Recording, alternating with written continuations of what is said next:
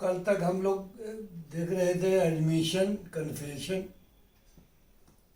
Confession में एक चीज़ हम बताना भूल गए। कन्फेशन हो दो तरह का होता है, जुडिशियल कन्फेशन और extra judicial confession. Judicial confession है बिफोर मजिस्ट्रेट कोर्ट, जो कन्फेशन होता है वो जुडिशियल कन्फेशन होता है। और अदर पर्सन के सामने, कोई प्राइवेट पर्सन के सामने कोई कन्फेस करता हो, बहुत से आदमी भोलापनी में कन्फेस कर लेता है, बहुत से आदमी अपने आप को कि हम फलाने का मर्डर कर दिया, तो इस तरह कन्फेशन करता है, तो उसको हम एक्स्ट्रा जुडिशियल कन्फेशन कहते हैं। हालांकि वो उसको माना गया है कि वीक टाइप का एविडेंस है, फिर भी अगर कंसिस्टेंसी है और रिलायबल विटनेस है, ट्रस्टेड है, और जो भी वर्ड कन्फेशन में अक्यूज ने यूज़ किया वही सेम वर्सन अगर आके रिप्रोड्यूस कर देता है तो उसको माना जा सकता है, उसको उसके वैल्यू दिया जा सकता है, उस पर कन्विक्शन किया जा सकता है। ये एक्स्ट्रा जुडिशियल कन्फेशन हुआ, although it is weak type of evidence.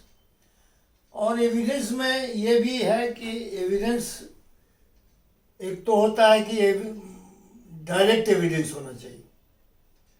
Direct evidence आगे बतावेंगे, फिर भी अभी बतलाना इसलिए ज़रूरी है कि अभी सेक्शन 32, 33 हम टेकअप कर रहे हैं, जो दोनों सिमिलर है। तो इसमें मोस्टली है हियर से एविडेंस। हियर से एविडेंस को एडमिसिबल नहीं माना गया, लेकिन सेक्शन 32, 33 में हियर से एविडेंस को रिलेवेंट माना गया है, वो एविडेंस माना जाएगा। इसीलिए हम कह रहे थे कि एविडेंस में एक तो डायरेक्ट एविडेंस हुआ, हियर से एविडेंस हुआ, सर्कमस्टांशियल एविडेंस हुआ, एविडेंस कई किस्म के हुए। तो यहाँ पर थोड़ा तस्कीरा हम करेंगे हियर से एविडेंस का। तो हियर से एविडेंस कब रिलेवेंट हो जाएगा, ये सेक्शन 32 आपको कह रहा है। सेक्शन बहुत इंपॉर्टेंट है, इसी में आता है डाइंग डिक्लेरेशन। इसी में आता है dying declaration.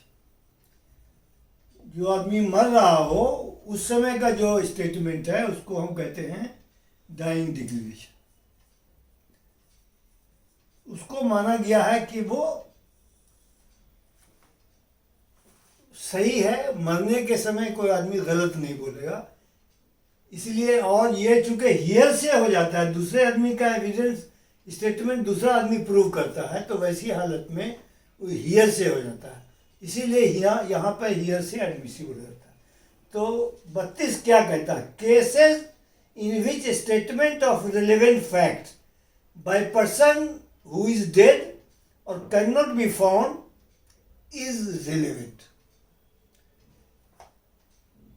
Statements written or verbal of relevant facts, relevant facts के बारे में कह रहा, made by a person who is dead or who cannot be found or who has become incapable of giving evidence or whose attendance cannot be procured without an amount of delay or expense, which under the circumstances of the case appears to the court unreasonable, are themselves relevant facts in the following case. ये 7 case का बयान दिया गया है, 8 case का, कि 8 case में वो स्टेटमेंट जो है वो रिलेवेंट हो जाएगा, वो हियर से नहीं रहेगा। पहला है when it relates to cause of death, ये मेनली यही डाइंग डिक्लेरेशन में आता है। क्लॉज 32, सेक्शन 32 का क्लॉज 1 ये डाइंग डिक्लेरेशन को स्पेसिफिकली डील करता है। कहता है कि when the statement is made by a person as to the cause of his death और as to any of the circumstances of the transaction which resulted in his death in cases in which the cause of that person's death comes into question। यानी facts in issue में है, उसका death come into question आता है, facts in issue हो गया, relevant fact हो गया, तो वैसे स्टेटमेंट को हम रिलेवेंट मानेंगे. Such statements are relevant whether the person who made them was or was not at the time which they were made under the expectation of death, and whatever may be the nature of the proceeding in which the cause of his death comes into question. ये हुआ complete dying declaration का. उसके death के संबंध में या cause of death के संबंध में या कोई ऐसा सर्कमस्टांस है जिससे उसका डेथ का रिजल्ट हुआ है, तो ये सारा स्टेटमेंट रिलेवेंट हो जाएगा. ये हो गया प्योर. अब दूसरा है is made in course of business. अगर इन कोर्स ऑफ बिजनेस में अगर कर रहा हो, कोई स्टेटमेंट उसका है, डेली रूटीन उसका है, कोई चीज़ लिखता हो, जैसे when the statement was made by such person in the ordinary course of business, यानी कोई दुकानदार है वो डेली डायरी लिखता हो, तो और उसके बाद वो मर गया या नहीं प्रोक्योर हो सका, तो उसका जो एंट्री है सब रिलेवेंट हो जाएगा. तीसरा है अगेंस्ट इंटरेस्ट ऑफ मेकर, जो जिसने स्टेटमेंट दिया है उसके अगेंस्ट में अगर कोई स्टेटमेंट है वो भी रिलेवेंट हो जाएगा. चौथा है gives opinion as to public right and और कस्टम और मैटर्स ऑफ जनरल इंटरेस्ट. कोई ऐसा आदमी है जो जनरल इंटरेस्ट या पब्लिक राइट के संबंध में कोई स्टेटमेंट दिया हो और कोई कस्टम के बारे में बतलाया हो, तो वैसा स्टेटमेंट भी रिलेवेंट हो जाता है.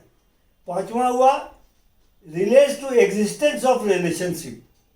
कोई रिलेशनशिप एग्जिस्ट कर रहा है उसके संबंध में अगर दिया स्टेटमेंट, वो या विल में या किसी डीड में फैमिली अफेयर्स के बारे में कुछ लिखा हो गया वो या